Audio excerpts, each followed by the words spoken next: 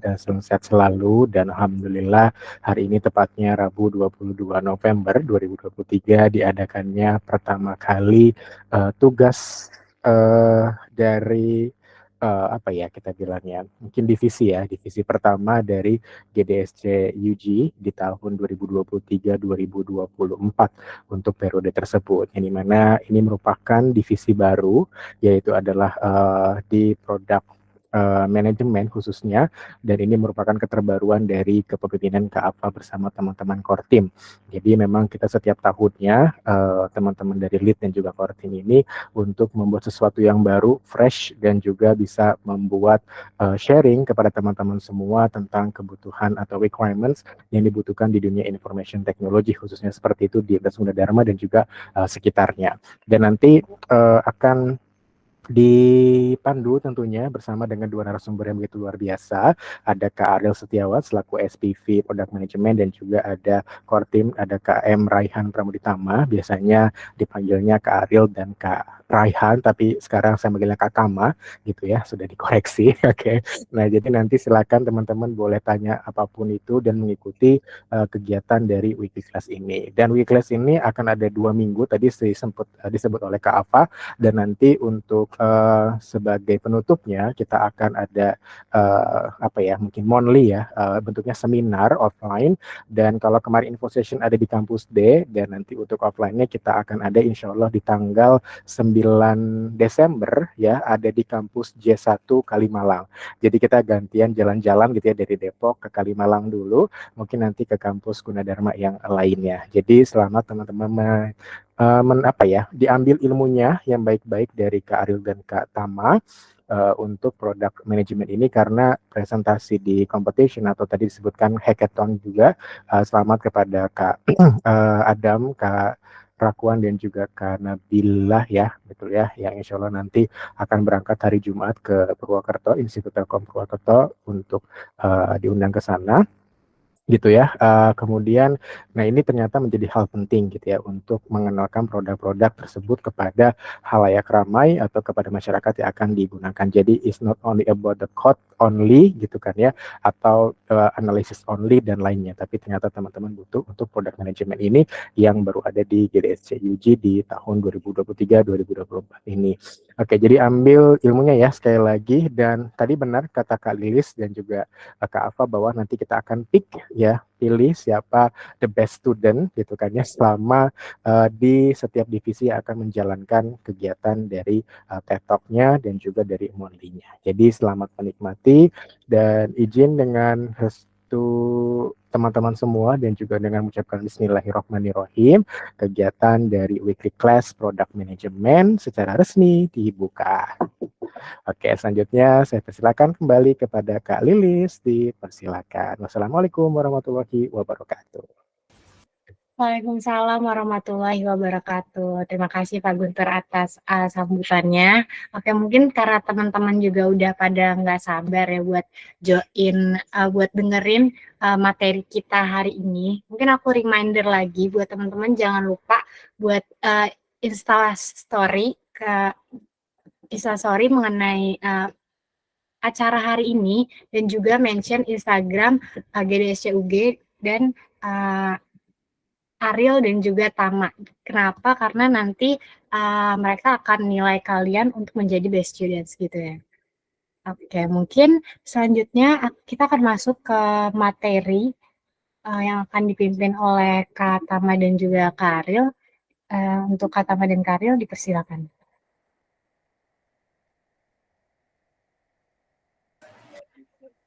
Oke, selamat malam semuanya.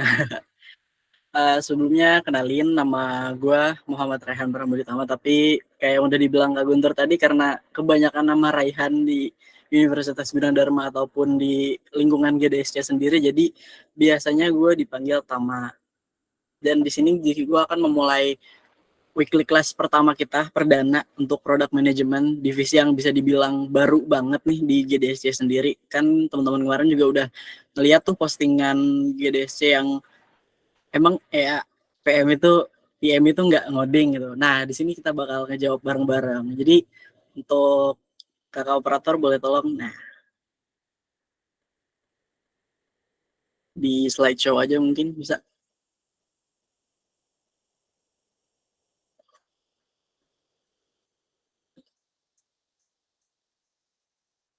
Sorry bentar, kalau gitu di permissionnya aku update dulu.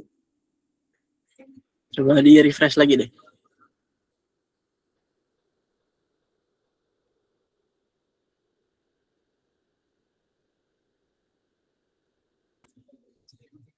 Di refresh lagi bisa nggak?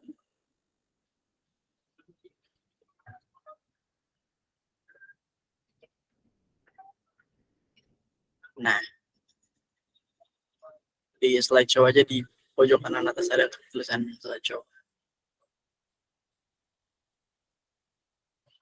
Pojok kanan atas, Mbak Operator. Nah, itu dia. Oke. Jadi di weekly class pertama product management ini kita akan membahas the evolution of products dari mulai identifying challenges sampai strategic planning. Boleh di next. Nah, oke. Kita kenalan lagi ya. Pertama, nama gue Muhammad Raihan Pramuditama, biasa dipanggilnya bisa Raihan, atau mungkin kalau misalkan kebanyakan nama Raihan bisa dipanggilnya juga Tama. Dan untuk pengalaman sendiri, gue pernah menjabat sebagai Deputi Seni Budaya di BEMFIK UG, dan sekarang ada di Product Management Core Team-nya GDSC UG, dan yang paling baru ini gue sedang magang di startup salah satu teman gue di Get It, dan posisinya itu sebagai Product Management juga pastinya. Boleh di next lagi. Nah, apa sih yang akan kita pelajarin hari ini? Yang pertama kita pastinya bakal kenalan dulu ya sama apa itu PM, karena PM ini salah satu divisi yang baru juga kan. Setelah itu juga kita akan bahas tentang product life cycle dan perbedaannya di antara produk sama project itu apa. Dan yang terakhir kita akan membahas mulai dari masalah sampai bisa menghasilkan sebuah solusi.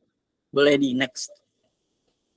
Nah, sekarang kita ngebahas nih apa itu produk dulu. Kalau misalkan kita bicara tentang produk, kita selalu kenal sama produk-produk non digital kayak misalkan biskuit ataupun makanan atau apapun itu, pokoknya yang bentuknya fisik. Next. Nah, tapi non digital produk ini membutuhkan menemukan berbagai masalah gitu, terutama dalam hal produksi kayak skalabilitas dan juga tatanan kapitalisme yang menyebabkan produk ini tuh sulit untuk berubah dan berinovasi. Boleh di next lagi. Nah, muncullah digitalisasi nih, yang dimana semua orang bisa membuat produk. Siapapun bisa membuat sebuah produk, entah itu kalian seorang mahasiswa ataupun orang biasa, asalkan kalian punya kemampuan untuk berinovasi, kalian bisa membuat sebuah produk. Kayak contohnya yang ada di gambar, mungkin dulu orang kalau misalkan mau kemana-mana itu harus ke pangkalan ojek untuk bisa naik ojek, tapi sekarang dengan adanya digitalisasi muncul aplikasi Gojek. Terus juga kalau misalkan dulu kita harus selalu ke bioskop untuk menonton sebuah film, tapi sekarang kita bisa nonton film di mana aja karena adanya Netflix. Dan mungkin kalau dulu kita harus nyewa kaset atau mungkin download di Webtrick atau apapun itu untuk dengerin sebuah lagu, tapi sekarang dengan adanya Spotify itu lebih memudahkan kita lagi untuk mendengarkan sebuah lagu. Jadi bisa dibilang digitalisasi ini membuka kesempatan yang luas untuk orang-orang untuk bisa berkarya. Next. Nah, apa itu PM sendiri sih? Product management itu penggambarannya itu kayak gini teman-teman. Jadi PM ini memiliki tanggung jawab untuk menjawab permasalahan ataupun kebutuhan dari customer. Jadi bisa dibilang di sini customernya ada pain point-nya atau problem yang mereka hadapi. Nah, kita seorang product manager nge-offering es krim tuh.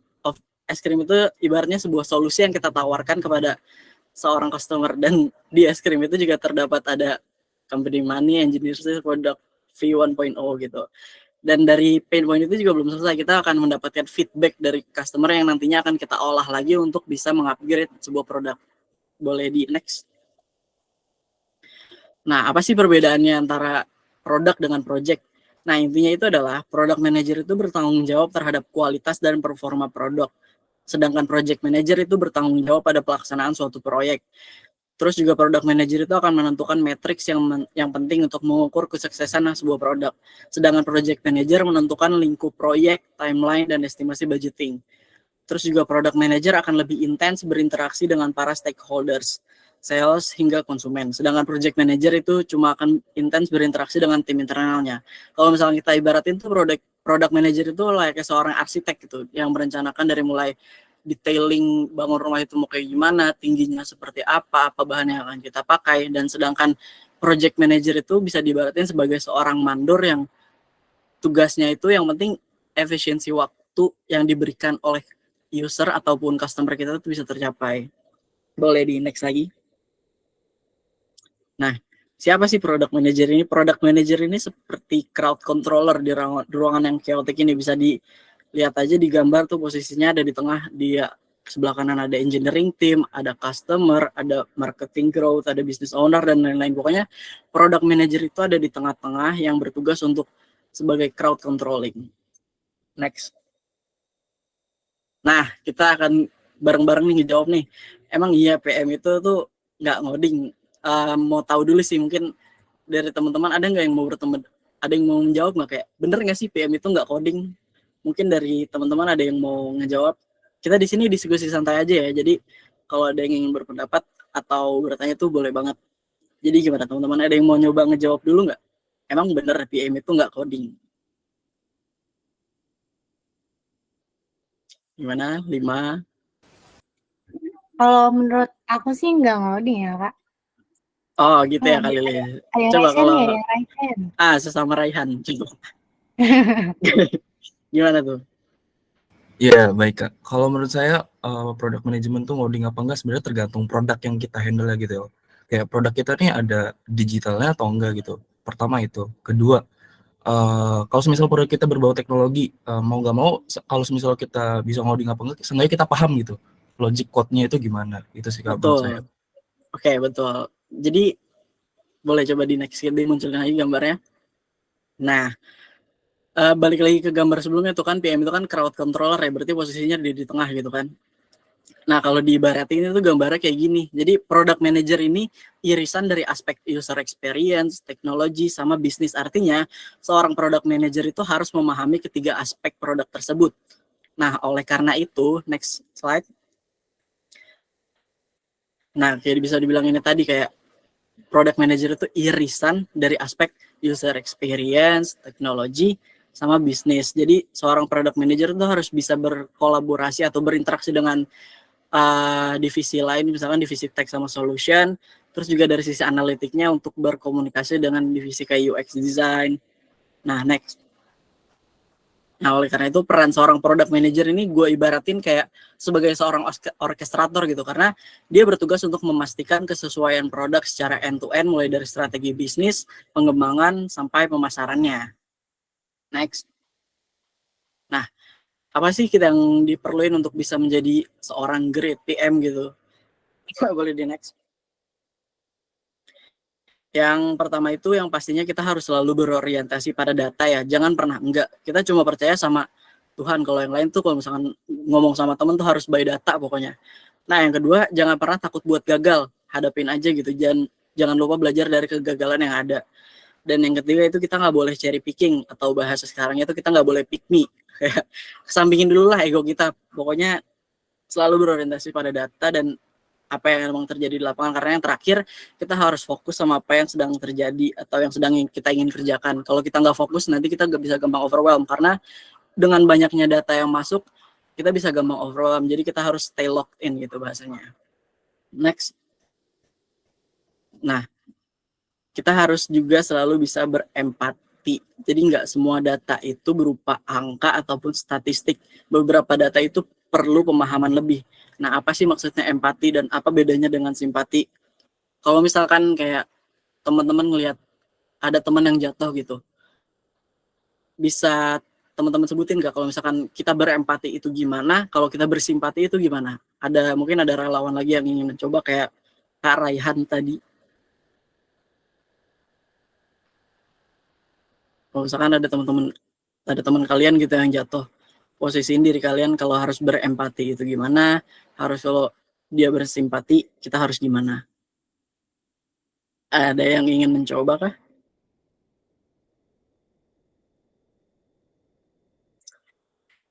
Lima. Oke, Kak Lilis on mic lagi. Aku coba kali ya. Boleh. Kalau menurut aku, kalau simpati nih, kita kan ngeliat temen jatuh kayak, aduh kasihan nih temen kita jatuh, Kak. Kalau empati yang kayak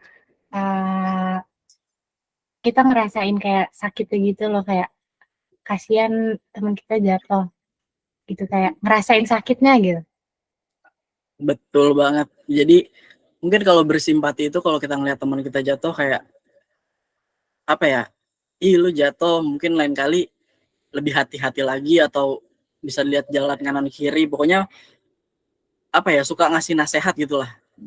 Sedangkan kalau empati itu kita bener-bener memposisikan diri sebagai orang yang jatuh itu kayak, ih lu jatuh pasti sakit ya, kayak nggak enak ya, ada yang bisa gue bantu kah, kayak gitu. Jadi sebagai seorang product manager kita juga harus bisa berempati karena kenapa?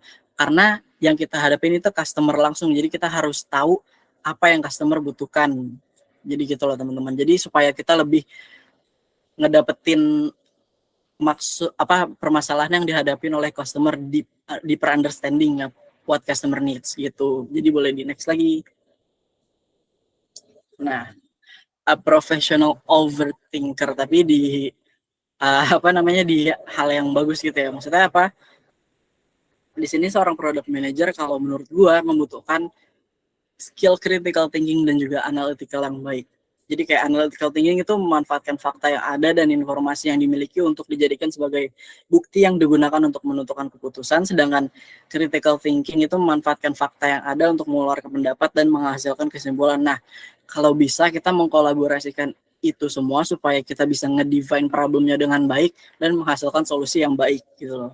Dan percaya sama gue kalau kita bisa menguasain itu, dua-duanya, critical thinking dan analytical thinking, itu akan menjadi senjata yang sangat amat berbahaya buat kita pribadi karena ya secara pola pikir kita itu bisa lebih maju selangkah atau bahkan 5 langkah ke depan dibandingkan orang yang nggak bisa nguasain itu gitu loh. Boleh di next. Nah, di sini ada 2 skill penting yang PM itu harus jatuhnya gitu. Ini should have. Yang pertama clear communication. Kenapa clear communication? Karena pertama kita harus bisa mengkomunikasikan dengan banyak divisi kayak tadi ada UI UX, ada engineer, atau bahkan kita juga akan berkomunikasi dengan BOD, Board of Director. Jadi makanya kita as a PM harus bisa mengkomunikasikan apa yang kita ingin lakukan dengan baik, dengan clear gitu loh bahasanya. Dan juga karena tadi kita bekerja sama dengan banyak pihak, kita harus juga bisa punya good stakeholder management. Jadi next. Nah, apa sih yang sebenarnya PM itu lakuin? Kayak mungkin teman-teman mau coba jawab dulu lagi nggak? Kayak dari tadi Kalelis mulu nih sama Karaihan mungkin sekali. Jadi teman-teman yang lain mungkin bisa lebih aktif lagi karena kayak yang tadi udah di-mention sebelumnya ya akan ada reward nih dari GDSC sendiri kalau misalkan teman-teman bisa lebih aktif lagi di kelas ini. Jadi ayo ada yang mau coba nggak? Kalian emang nggak mau dapat ini nih baju GDSC? Ayo. Atau reward lainnya dari GDSC nih? Ini pertanyaan ini, what PM do? Kayak apa sih yang sebenarnya PM lakuin? Oke, saya boleh coba nggak? Boleh. Oke, yang pertama ketika PM menghandle sebuah produk, pertama dia tuh kita tergantung dulu ya Kak, kita megang produk ini produk benar-benar dari awal atau kita ngelanjutin progres sebelumnya gitu, produk sebelumnya. Kalau kita build dari awal, kita harus tentuin dulu latar belakang produknya, tujuan produk, target pasar produk, kerangka awal produk itu emang benar-benar harus dilakuin dulu. Nah, PM itu harus memastikan bahwa itu semua tuh harus udah ada. Dan PM juga harus bisa ngebuat yang namanya product roadmap. Betul. Dan product roadmap, selain product roadmap juga seorang PM tuh harus bisa dia kan pasti punya staff ya, punya bawahan gitu. Nah itu dia juga bisa harus ngekontrol mereka gitu. Dan juga harus bisa menetapkan timeline atau tugas-tugas yang sekiranya emang harus dikerjain dan selesai di waktu itu sih Kak. Intinya dia tuh dari awal produk, terus launching produk, sampai produk itu di pasar, sampai produk itu dievaluasi, itu juga merupakan tugas PM sih menurut saya. Betul, itu teknis banget ya bisa dibilang itu, tapi keren, itu keren banget sampai teknis sedetail itu. Boleh di next munculin gambarnya kayak, kalau gue jadiin simple gitu ya, product manager nih, mungkin nggak semua perusahaan, nggak semua startup itu lengkap komposisinya. Ada yang mungkin dia nggak punya seorang UX researcher kayak yang gue alamin saat ini. Kayak gue sedang magang di salah satu startup temen gue yang tadi gue bilang, di sana nggak ada UX researcher, jadi gue as a PM harus melakukan nge-research itu sendiri gitu. Jadi bisa dibilang product manager ini simpelnya tuh bisa palu gada, apa lu mau gue ada. Jadi menyesuaikan juga dengan kondisi ataupun kebutuhan dari suatu perusahaan itu sendiri. Next. Nah, sebenarnya core dari product management itu apa sih yang kita kerjain? Yang kita cari tahu itu cuma what's next. Maksudnya apa? Kayak belum. Nah, maksudnya kayak kita mencari tahu nih apa yang selanjutnya akan kita kerjakan.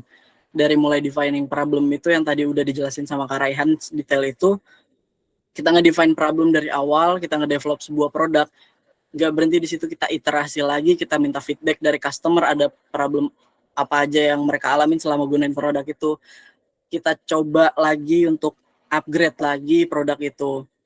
Jadi bisa dibilang core-nya itu adalah what's next, kita mencari apa sih yang selanjutnya akan kita kerjakan gitu. Next. Nah, selain itu juga ada istilah yang namanya product market fit. Apa itu product market fit? Yaitu produk yang bisa menjawab kebutuhan customer. Jadi as a PM tuh kita harus bisa menjawab kebutuhan dari customer sendiri. Jadi kita fokus ke permasalahan itu sendiri. Dan yang kedua, kita harus bisa mendeliver benefits, bukan fitur. Next. Nah, ini salah satu contoh produk yang bisa dibilang product market fit gitu. Dulu mungkin kalau teman-teman mau melakukan transfer antar bank gitu kan, kita harus membutuhkan biaya tambahan sebesar entah itu 2.500 atau mungkin 6.500 paling mahal setahu gua.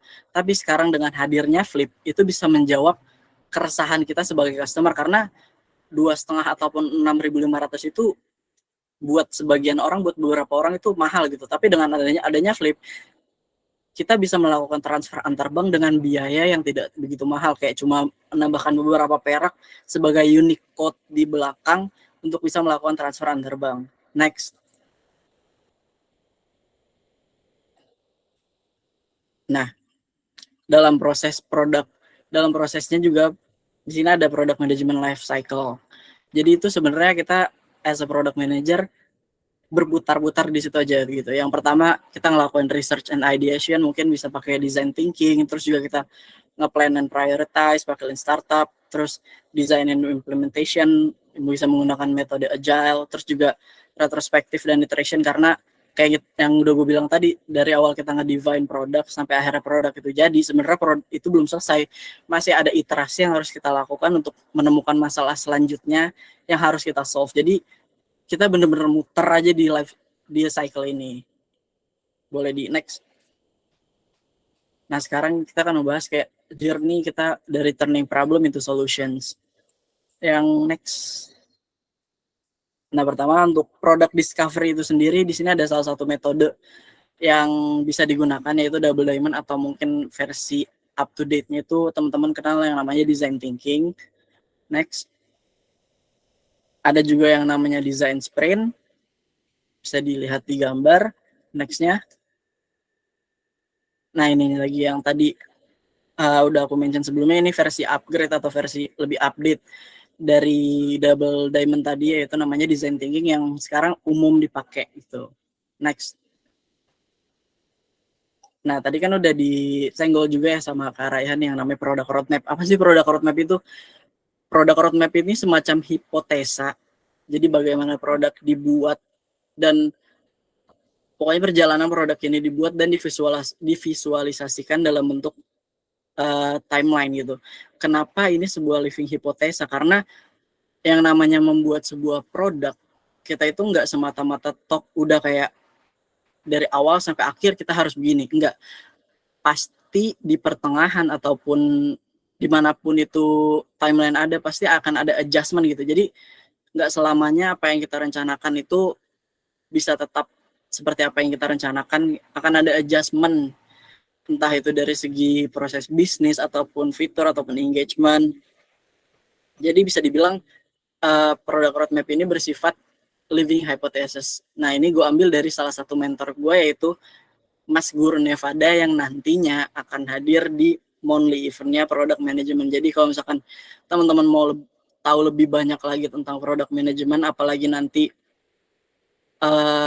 boleh gue spill sedikit mungkin ya materinya, kayak product management dengan AI. Jadi teman-teman tuh bisa datang ke monthly eventnya GDSC yang akan salah satu narasumbernya itu adalah Mas Gurun. Next. Nah, ini ada beberapa contoh dari template product roadmap sendiri. Yang pertama itu ada Gantt chart yang udah umum teman-teman tahu gitulah. Nah, yang kedua ada team base. Team base ini tergantung dengan fitur apa yang sedang kita kerjakan gitu. Kalau goal or OKR base ini ya tergantung sama OKR apa yang ingin kita achieve terlebih dahulu. Kayak misalkan itu warna ungu OKR nomor 1, warna hijau OKR nomor 2, kalau biru OKR nomor 3. Dan kalau size scale ini bisa dibilang semakin besar bentuknya itu semakin diprioritasi. Next. Sorry. Nah, untuk product roadmap sendiri kan tadi ada ya namanya prioritization. Nah, untuk prioritization sendiri ini juga ada banyak caranya. Yang pertama ada Pareto 80-20, ada Eisenhower Matrix yang kurang lebih ini sama kayak peak chart kalau teman-teman tahu, tapi di sini kita membandingkan antara importance sama urgency. Next. Nah, ini yang selanjutnya ada peak chart, terus juga ada rise scoring. Next. Nah, di sini juga ada yang namanya North Star Matrix, atau mungkin kayak di suatu perusahaan tuh pasti punya matrix utamanya yang dikenal sebagai North Star Matrix. North Star Matrix ini merepresent keuntungan untuk customer dan juga bisa mengarah ke revenue dan progress. Next. Nah, selanjutnya ada matrix apa aja sih yang bisa kita gunain as a PM. Yang pertama itu ada namanya OKR atau Objective Key Result. Misalkan kita pengen meningkatkan, atau enggak yang sederhana aja gitu. Misalkan kita pengen membuat sebuah meja mungkin. Objektifnya kita pengen membuat sebuah meja, membuat sebuah toko bangunan kayak key product. Nya itu ya mebel bahasanya ya, furniture gitulah. Nah, key resultnya kita pengen bikin berapa banyak produk yang ingin kita buat. Terus selanjutnya ada hard matrix, ini biasanya digunakan untuk user experience POV, dan yang terakhir ada pirate matrix, dan ini biasanya digunakan pada proses bisnis. Next. Nah, dalam membangun sebuah produk itu ada 4 buah risiko, yang mana 2 risiko itu harus kita tackle terlebih dahulu dalam proses product development. Yang pertama, value risk gitu. Kita harus mastiin kayak customer akan milih produk kita enggak, atau customer akan beli produk kita enggak. Nah, kalau misalkan itu sudah terpenuhi, kita masuk ke yang kedua, yaitu usability risk. Nah, maksudnya apa? Kayak customer tuh ngerti nggak sama produk yang kita hasilkan. Kalau misalkan ngerti, kita baru masuk ke yang ketiga, yang namanya visibility risk.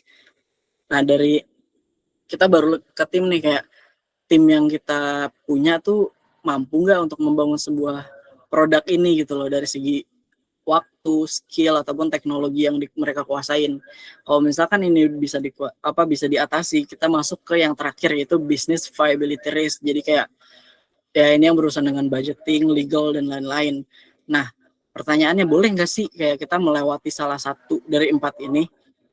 Jawabannya tuh nggak boleh, teman-teman. Jadi sebetulnya 4 resiko ini harus kita benar-benar penuhi. Jadi pada saat proses product development, kita harus memastikan kalau 4 resiko ini bisa teratasi dengan baik. Next.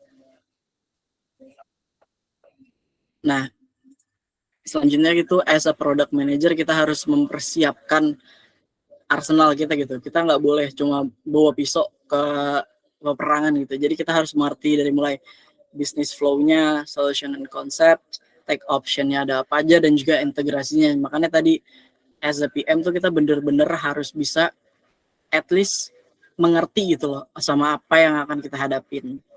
Nggak harus menguasai, kalau misalkan coding kita harus menguasai coding juga. Enggak, kita seenggaknya mengerti sama kebutuhan dari produk kita sendiri. Next. Nah, yang selanjutnya itu ada product delivery gitu, develop MVP. Nah, apa sih kayak arti dari MVP ini sendiri gitu loh. Mungkin teman-teman ada yang tahu atau Kak Raihan tahu juga MVP itu apa?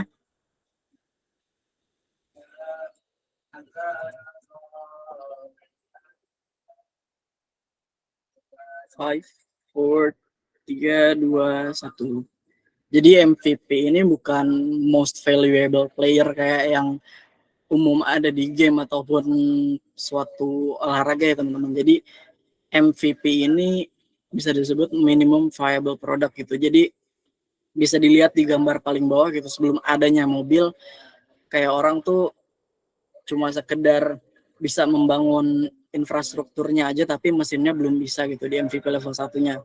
Selanjutnya nih udah bisa nih, udah ada mesinnya, cuma belakangnya belum bisa tertutup.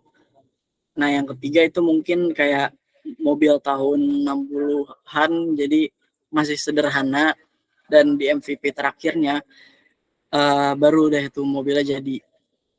Jadi MVP itu bukan yang kayak contoh gambar 1, roda dulu, terus kita masukin mesin, selanjutnya kita masukin body, baru jadi mobilnya, bukan. Jadi benar-benar kita ngedevelop sebuah produk itu benar-benar harus dari minimum viable dulu.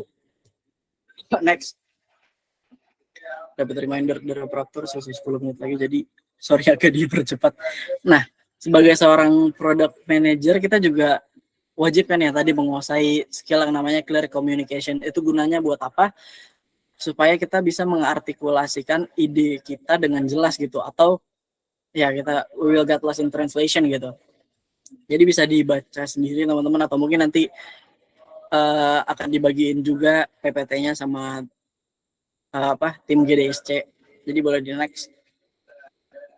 Nah, yang terakhir nih, kita harus bisa menjadi seorang master of storytelling gitu. Jadi kita harus bisa menceritakan produk kita dari awal sampai akhir untuk bisa meyakinkan seorang yang di atas kita gitu, BOD kita. Jadi proses pitching itu kita harus benar-benar cerita dari awal sampai akhir dengan teratur dari skill clear comms yang sudah kita bicarakan sebelumnya. Oke, kelas. Oke, segitu aja teman-teman. Kurang lebihnya mohon maaf. Jadi kita akan masuk ke sesi selanjutnya. Jadi aku kembaliin ke MC. Kak Lilis, silakan. Oke, thank you Kak Tama. Wah, keren banget materi hari ini. Kita jadi tahu nih apa itu PM. Terus kita juga tahu kan ya pastinya apa aja skill yang diperluin untuk jadi PM. Terus apa itu perbedaan antara produk dan juga project. Nah, selanjutnya kita bakal masuk ke sesi yang seru-seru. Kenapa? Karena setelah kita mendengarkan materi dari Kak Tama, kita bakal diuji, bukan diuji sih, kayak seru-seruan aja, kita playing quizzes gitu.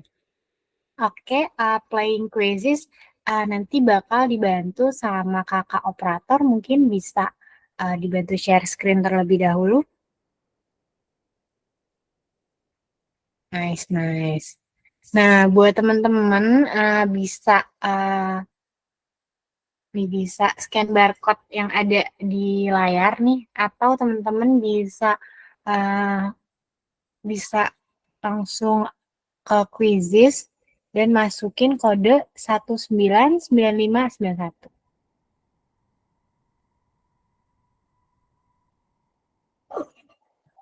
Untuk teman-teman yang ada kendala join quizzes bisa raise hand aja atau bilang di kolom chat ya teman-teman. Kita tunggu yang lain dulu join quizzesnya, baru nanti kita mulai.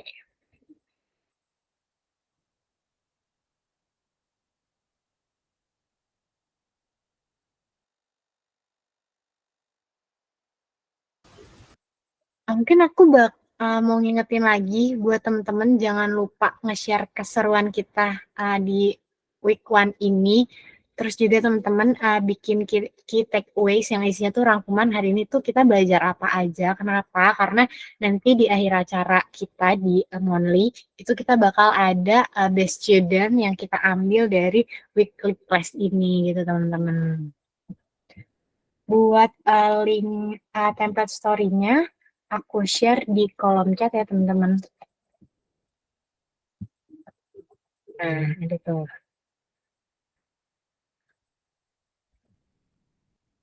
Oke, udah ada 28 peserta. Mungkin kita tunggu beberapa menit lagi ya, biar teman-teman yang lain juga bisa join di quizzes.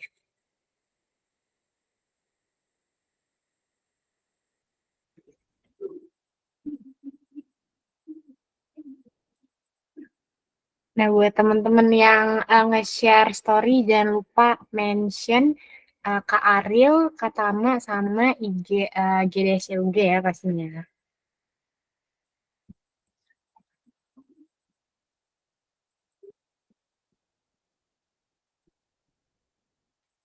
Mungkin aku tanyain dulu teman-teman ada yang kendala buat join atau teman-teman udah join semua? Kalau teman-teman udah join bisa komen di kolom chat ya.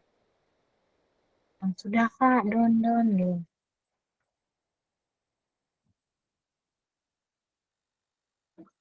Sudah ya, aman-aman.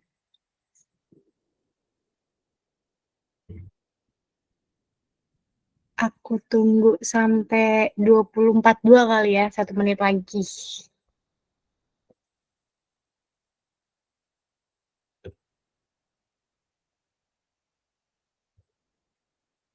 Oh, udah banyak ya.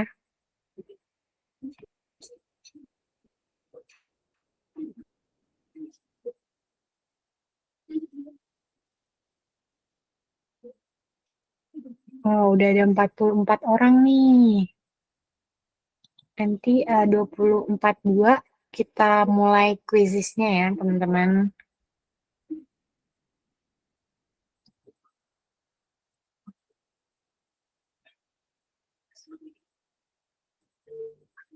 Oke, karena udah jam 20.42, kita mulai aja quiznya. Mungkin kakak operator boleh di start.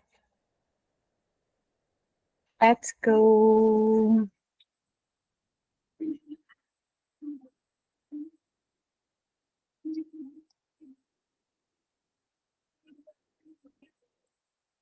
Nih, sedikit tips nih teman-teman buat dapat poin yang tinggi, teman-teman itu jawabnya cepat dan tepat biar kalian bisa naik ke rank atas gitu.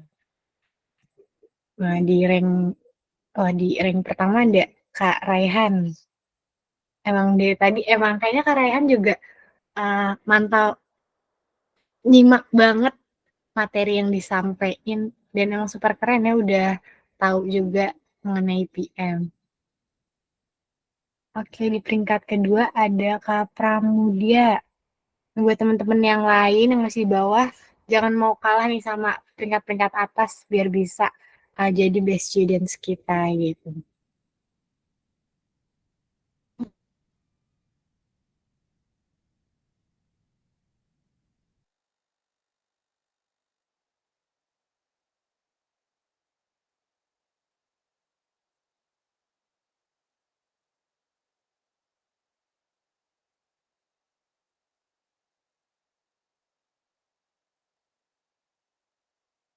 Disusul nih untuk peringkat pertamanya masih Kak Raihan, peringkat keduanya ada Kak Azra, dan peringkat ketiganya Sandwich. Apa nih?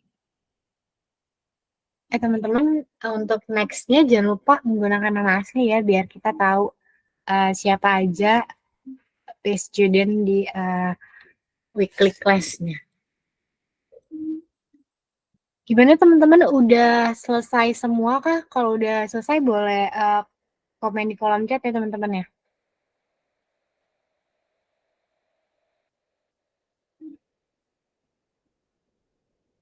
Kakak operator boleh di swipe ke bawah. Oh, udah selesai ya? Selesai, wih, keren-keren. Oke, di peringkat pertama ada Kak Muhammad Raihan, terus peringkat kedua ada Kak Azra, dan peringkat ketiga Sandwich. Mungkin teman-teman di sini ada yang mengatasnamakan Sandwich. Kalau ada, boleh di kolom chat, boleh komen di kolom chat ya. Sandwich Generation. Oh, Gusti. Aku mau ini dong, mau tanya-tanya dulu buat teman-teman yang ada di 3 peringkat dulu kali ya, 3 peringkat awal nih, sama Kak Rehan, Kak Azra, sama tadi ada Kak Igusti Putu Yoga. Keren banget nih. Nilainya beda-beda tipis dan bagus, keren-keren ya. Bener semua ya. Aku mau tahu dong dari teman-teman gimana caranya dapetin skor yang tinggi. Terus materi hari ini tuh gimana nih? Keren nggak gitu? Mungkin boleh dari Kak Rehan dulu nih yang peringkat pertama ya. Ya, halo Kak. Halo. Buat malam ini puas banget ya, karena emang lagi tertarik banget ya sama produk manajemen ini. Dan penyampaian dari Kak Raihan juga bagus banget, to the point lah. Jadi nyampe ke kita tuh enak juga. Mungkin itu sih Kak, kalau dari saya. Oke, thank you Kak Rehan. Mungkin boleh dilanjut Kak Azra. Ada Kak Azra Kak di sini?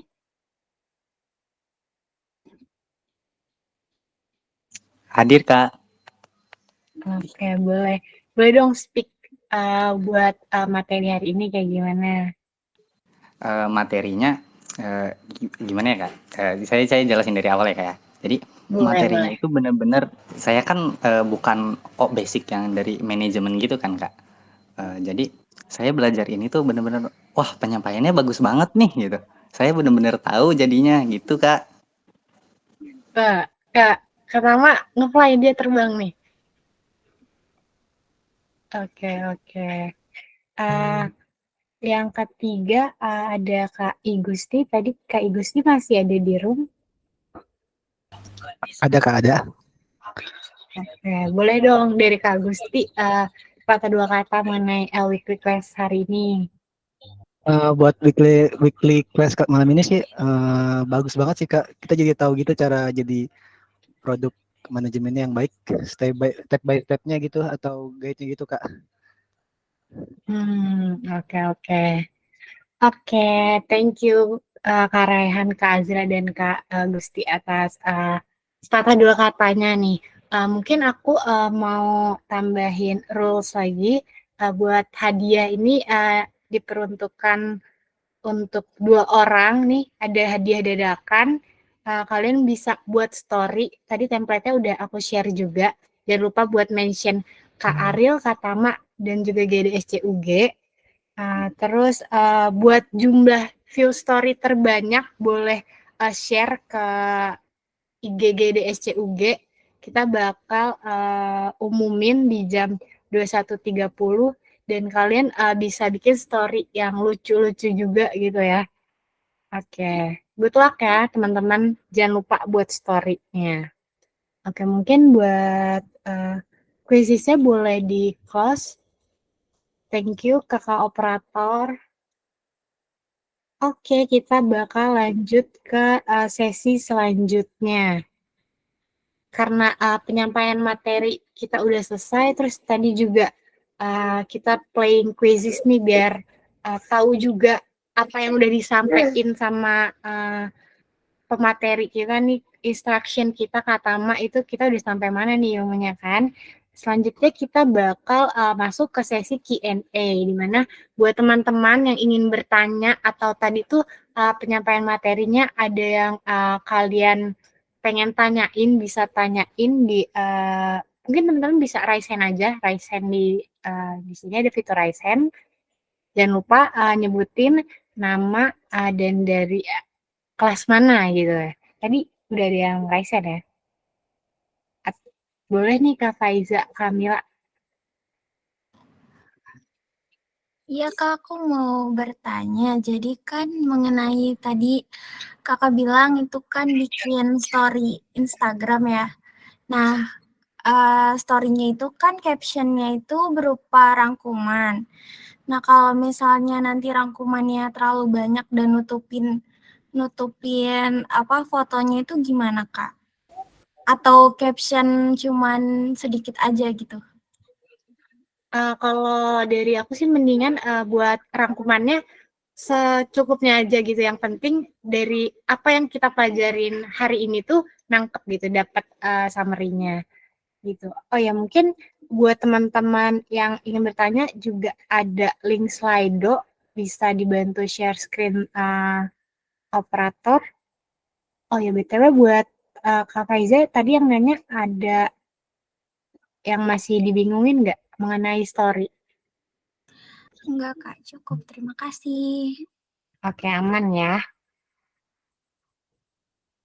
Oke, dari teman-teman yang lain ada yang ingin bertanya?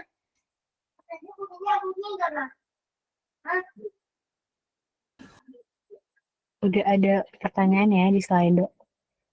Oke, kita mulai dari yang paling atas nih. Apakah peluang kerja untuk menjadi product manager lumayan besar? Apakah product manager difokuskan pada lulusan ilmu komputer? Menarik. Oke, gimana nih dari Kak Tama jawaban dari pertanyaan Kak Abdil Nayaka Rizky? Oke, mungkin sekalian mau ngajak Kak Aril ya, SBV dari Product Manager, dan next narasumber untuk week 2-nya nih. Ayo Kak Aril. Jadi apakah peluang kerja untuk menjadi Product Manager itu lumayan besar? Bisa dibilang lumayan besar ya teman-teman, kalau misalkan teman-teman rajin scroll LinkedIn kayak yang sering aku lakuin akhir-akhir ini tuh. Peluang kerja untuk menjadi seorang product manager tuh lumayan besar banget. Dan apakah product manager difokuskan pada lulusan ilmu komputer aja? Kebetulan requirement yang dicari perusahaan selama aku scroll LinkedIn sejauh ini memang dicarinya itu rata-rata yang lulusan computer science sih. Tapi mungkin ada kali ya beberapa perusahaan yang tidak mengutamakan jurusan selama teman-teman itu punya kompetensi yang baik dari bidang yang teman-teman mau, terutama di product manager ini. Jadi mungkin ada kemungkinan bisa kok.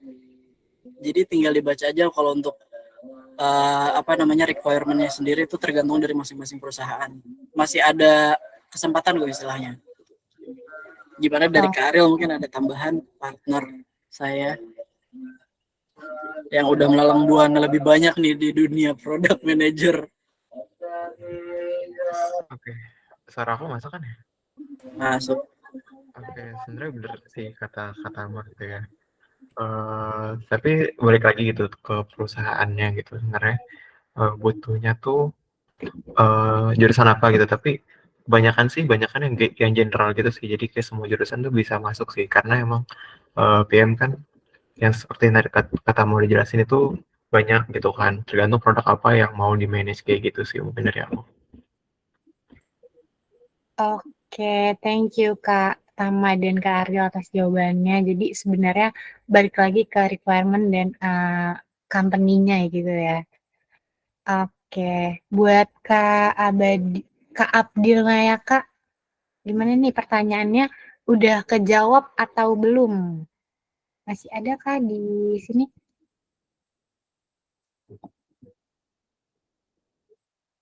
Sudah Kak, terima kasih. Oke, kita lanjut ke pertanyaan selanjutnya. Kak, apa sih hubungan seorang product manager dengan seorang atau kumpulan developer dan bagaimana impact ke depannya, Kak? Oke, mungkin bisa dijawab sama Kak Ariel terlebih dahulu kali ya. Oke, sepengalaman aku ya.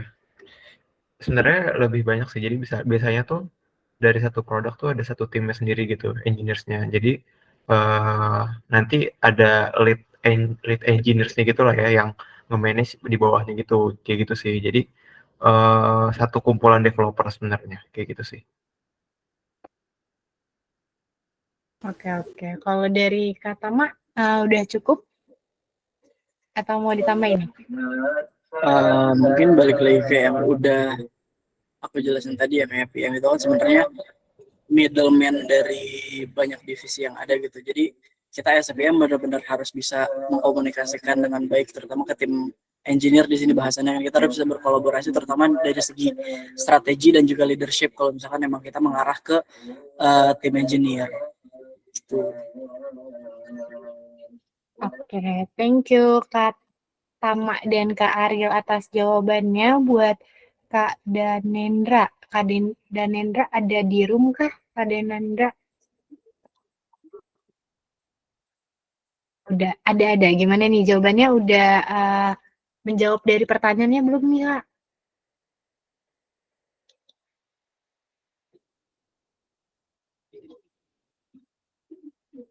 Oke, kita lanjut ke pertanyaan selanjutnya dari Muhammad Raihan. Nah, apa yang harus kita lakukan ketika produk tidak sesuai dengan target pasar yang sudah kita buat di awal? Menarik. Oke, mungkin tadi udah dijawab sama Kak Ariel, sekarang dijawab sama Kak Tama terlebih dahulu kali.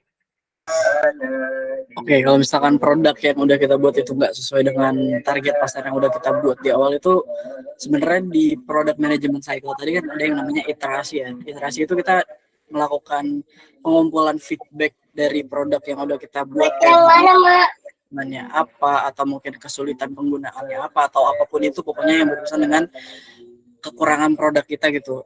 Selanjutnya kita bisa balik lagi nih ke step selanjutnya, itu research and ideation dari problem yang udah kita dapetin.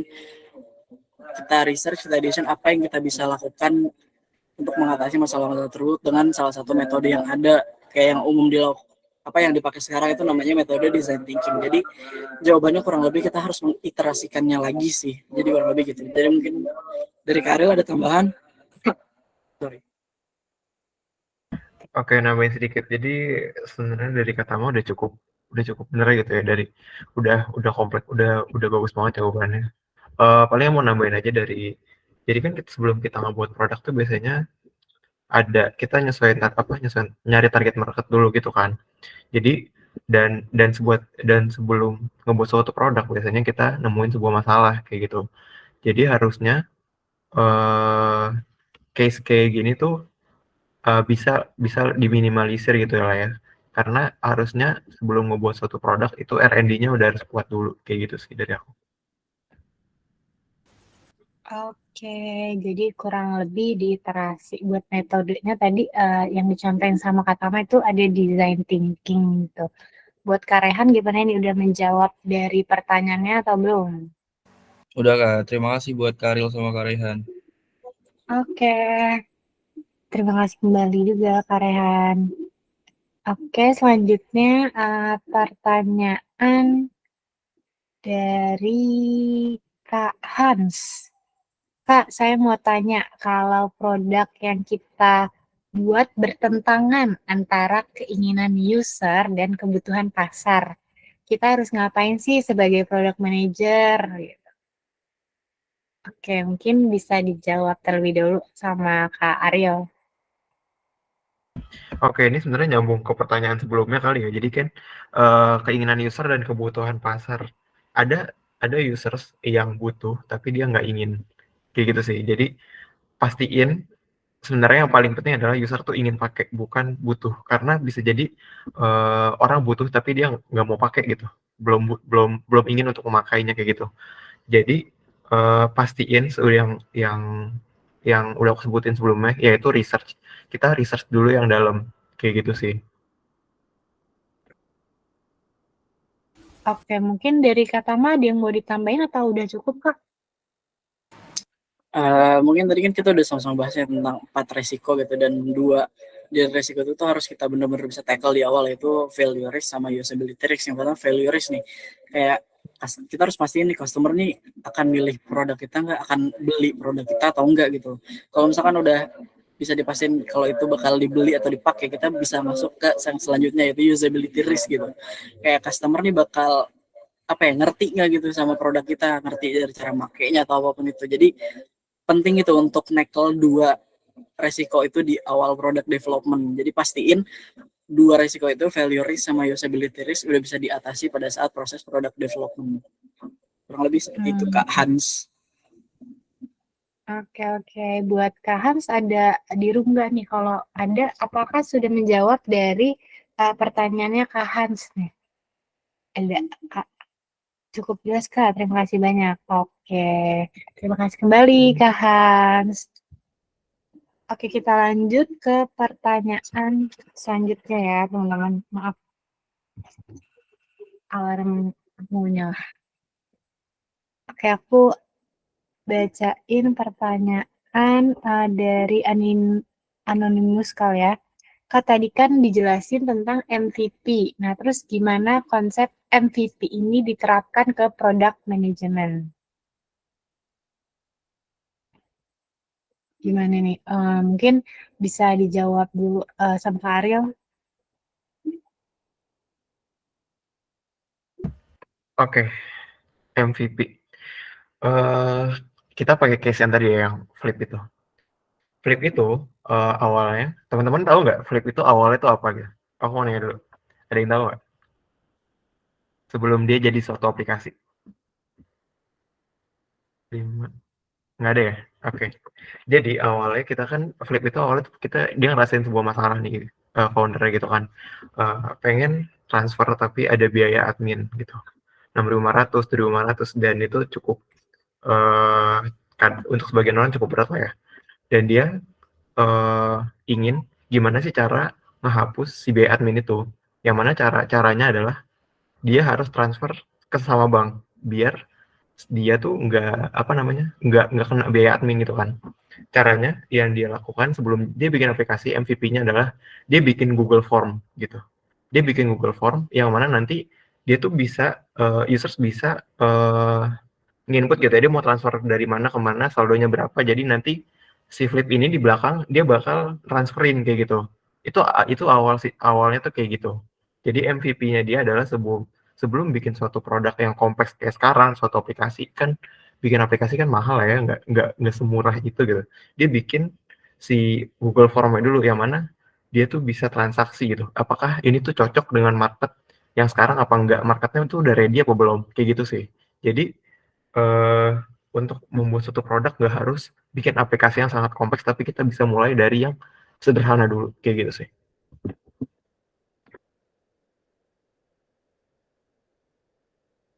Oke, thank you Kak Ariel atas jawabannya. Dari Kak Tama, mau ditambahin lagi atau sudah cukup? Cukup banget dari Karin. Oke, udah cukup banget ya. Oke, kita lanjut ke pertanyaan selanjutnya. Nih dari Kak Tarek. Tadi dijelaskan untuk build sebuah produk itu harus melakukan research. Nah, research seperti apa yang bisa dilakukan dan medianya atau metodenya mungkin ya, itu apa gitu? Oke, mungkin boleh dijawab dulu sama Kak Tama. Untuk research sendiri sebenarnya tergantung kebutuhan ya apa yang pengen kita cari tahu. Tapi kalau misalkan ngomongin metode apa, ya kita udah sama-sama tahu ada dua metode research yang udah umum diketahui banyak orang, itu ada metode kualitatif, ada kuantitatif gitu. Misalkan kita mau ngomongin kualitatif, kita bisa ngelakuin FGD atau focus group discussion, atau mungkin kalau misalkan mau lebih in deep lagi kita bisa ngelakuin one on one discussion. Kalau misalkan kita mau nyari datanya kuantitatif, kita bisa mungkin pakai metode yang umum digunakan gitu, by G-form atau apapun itu gitu. Mungkin dari Kak Ariel udah ada tambahan? Oke, ini research sebenarnya luas ya. Ini mau research apa ya dulu? Research pasar atau research apa gitu? Kalau research pasar tuh biasanya dia pakai Tam Samsom namanya. Mungkin teman-teman bisa Google aja Tam Samsom. Jadi tuh kayak ini tuh mau ada berapa ya Google aja lah ya Tam Samsom, soalnya kalau dijelasin bakal ribet dan butuh waktu lama gitu. Terus yang kedua bisa pakai competitive analysis. Competitive analysis tuh kayak misalkan mau nge-build suatu produk, let's say marketplace gitu ya. Aku mau bikin produk kayak marketplace, tapi kita harus tahu dulu nih, oh yang sekarang tuh eh pesaingnya siapa? Oh misalkan ada Tokopedia, ada Shopee, dia punya fitur apa, kayak gitu sih. Jadi banyak yang bisa di research sih kayak gitu. Tergantung researchnya apa. Mungkin sekian dari aku. Oke, thank you Kak Ariel dan Kak Tama atas jawabannya. Oke, untuk Kak Tarek gimana nih? Udah menjawab dari pertanyaannya belum nih? Oke, mantap, mantap. Kita lanjut ke pertanyaan yang lain, Kak, apakah product manager sekarang jadi salah satu pekerjaan yang gajinya paling tinggi? Aduh, gimana nih? Mungkin bisa dijawab sama Kak Ariel dulu kali ya. Oke, kalau gaji sebenarnya relatif lah ya, mungkin tergantung perusahaannya sih. Mungkin kayak gitu sih aku bisa jawabnya karena apa ya? Untuk suatu pekerjaan yang entry level gitu yang associate pastinya butuh step by step gitu kan untuk dapat gaji yang tinggi gitu ya. Jadi kayaknya sih relatif sama aja sih kalau menurut aku untuk di entry level ya kayak gitu sih. Oke. Kalau dari Kak Tama gimana nih? Ada tambahan kah? Mungkin untuk sedikit memotivasi teman-teman buat hadir di monthly event kita nanti, salah satu speaker kita itu kan ada Mas Guru Nevada, kebetulan yang juga jadi mentor gue sama Ariel. Dia itu sekarang kalau kita ngomongin gaji, kalau boleh sebut angka itu ada di angka 250 juta. Nah, kalau misalkan teman-teman mau tahu perjalanan dia dari awal banget sampai bisa ada di posisi itu dan dapat gaji 250 juta itu gimana, teman-teman bisa hadir di Monthly PM-nya GDSC nanti. Bisa tunggu aja informasinya. Oke. Thank you Kak Ariel dan Kak Tama. Kayaknya bukan temen-temen doang nih, kayak aku yang dengar juga langsung kayak, apa jadi PM aja kali ya? 250 juta nih teman-teman. Oke, kita lanjut ke pertanyaan selanjutnya. Semisal kita sudah memahami dalam tentang PM, bagaimana kita promosiin diri atau biar orang tahu kita as a PM. Menarik nih. Mungkin boleh Kak Ariel dulu nih yang menjawab. Oke, ini lebih ke branding ya pertanyaannya. Jadi mungkin aku jawabnya nggak as a PM aja karena kita nge-brandingin diri itu mungkin bisa gitu spesifik. Oh, kita spesialisasi di product management, tapi mungkin aku bahas agak lebih ke general kali ya. Jadi teman-teman bisa banget nih manfaatin platform namanya LinkedIn. Jadi teman-teman tuh bisa banget buat aktif nih di LinkedIn. Kayak misalkan kayak kita lagi ada di event ini nih sekarang nih weekly class. Jadi teman-teman tuh bisa share, oh aku sekarang lagi ikut weekly class nih di di kelasnya product management karena aku minat banget di product management. Jadi tuh teman-teman bisa ngedapetin awareness dari atau attraction dari HR gitu, dari headhunter gitu misalkan ya. Kalau teman-teman tuh sangat antusias di bidang product management, mungkin kayak gitu sih sedikit tips dari aku ya. Mungkin selanjutnya Kak Tawa nih, gimana nih? Ya mungkin as simple as ikut community lagi aja kali ya, kayak ikut komunitas sering-sering. Lagi-lagi promosi Mas Guru. Jadi mentor gue sama Ariel gitu sering ngadain kayak ibaratnya pertemuan komunitas PM gitu setiap hari Sabtu di Blok M. Mungkin kalau teman-teman mau tahu info lebih lanjutnya lagi, kayak udah di-mention ke Ariel tadi, sering-sering buka LinkedIn aja dan connect atau mungkin follow Mas Guru Nevada. Di situ dia sering banget nge-share info tentang kumpul-kumpul PM gitulah. Jadi teman-teman bisa ikut di situ. Oke, menarik. Lagi-lagi promosiin Pak Gurun ya. Oke, mungkin kita lanjut ke pertanyaan selanjutnya ya teman-teman. Wah, ini pertanyaannya dari Kak Rakwan. Kak, gaji programmer ke PM meningkat nggak? Kalau iya, switch nih besok. Waduh, gimana nih tanggapan dari Kak Ariel sama Kak Tama? Rakwan, belajar dulu ya Rakwan yang baik ya. Ikut lomba lebih banyak lagi supaya bisa kedepannya mendapatkan gaji yang lu harapkan gitu. Harus step by step lah, jangan langsung tiba-tiba pengen ke angka 250 juta tadi. Enggak, emang kita siap. Real dari Ariel mungkin. Ya, oke, karena gaji udah di spill sama Tama, jadi mungkin aku agak bahas dikit programmer ke PM kali ya. Jadi sebenarnya bagus banget teman-teman yang mau dari programmer gitu mau ke PM, karena dia bisa lebih nge-emphasize dari sisi teknikalnya. Jadi kayak dia lebih paham banget kalau misalkan teknikal itu seperti apa kayak gitu sih. Jadi kalau untuk gaji ya sama aja lah ya, relatif lah ya kayak gitu sih. Oke, thank you Kak Tama dan Kak Ariel atas jawabannya. Mungkin pertanyaan tadi adalah pertanyaan terakhir yang aku baca gitu.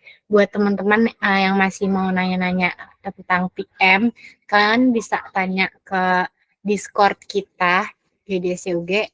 Kalian bisa klik di link bio atau teman-teman bisa connect aja sama Kak Ariel dan Kak Tama tanya-tanya mengenai PM gitu. Oke, selanjutnya kita bakal ada sesi dokumentasi. Tapi sebelum dokumentasi nih, teman-teman jangan lupa isi feedback yang ada di kolom chat. Kenapa? Karena ini adalah salah satu syarat untuk mendapatkan sertifikat. Upload key takeaways itu apa? Mungkin aku jelasin lagi sedikit. Teman-teman bisa upload keseruan kita nih, foto kita hari ini, terus kasih key takeaways itu kayak rangkuman apa aja yang teman-teman dapetin dari malam hari ini gitu. Buat Kak Rifa Sadika, ada yang masih dibingungin nggak nih?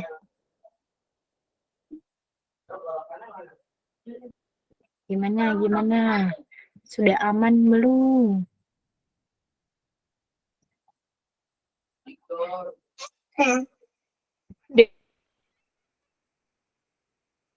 Oke, mungkin aku anggap udah aman aja ya. Oke, mungkin sebelum kita dokumentasi, teman-teman jangan lupa buat regis PM Week 2 ya teman-teman. Nanti linknya ada di kolom chat dan kita bakal share juga ke story Instagram. Oke, mungkin kita mulai dokumentasinya. Buat teman-teman yang masih off cam bisa on kamera terlebih dahulu ya teman-teman. Ayo nih teman-teman yang masih off cam, kita tunggu buat on kameranya dulu biar kelihatan muka cantik-cantik dan ganteng-gantengnya.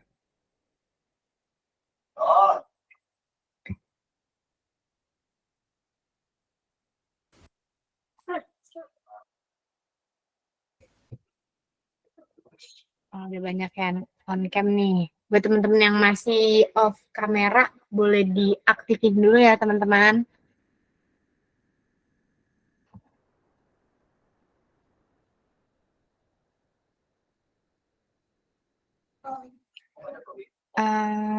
Kak Rehan, Kak Faiza, Kak Igusti, Kak Azra, gimana nih mau on kamera?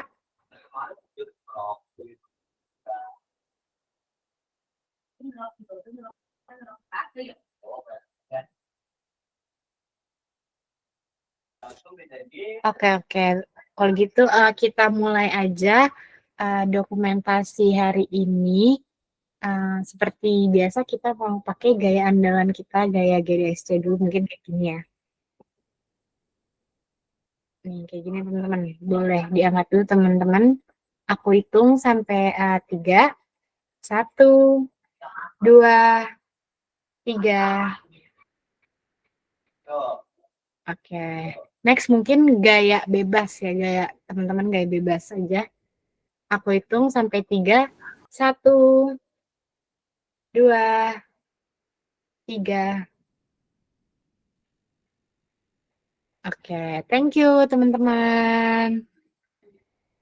Oke, mungkin aku ucapin thank you banget buat teman-teman yang udah join week pertama product manager ini. Semoga teman-teman bisa nerapin ilmunya nih yang pengen jadi PM dan pastinya bermanfaat buat kita semua. Oke, aku Lilis Apriani, MC hari ini. Mohon maaf kalau ada kesalahan, kurang lebihnya mohon maaf. Aku tutup. Wassalamualaikum warahmatullahi wabarakatuh.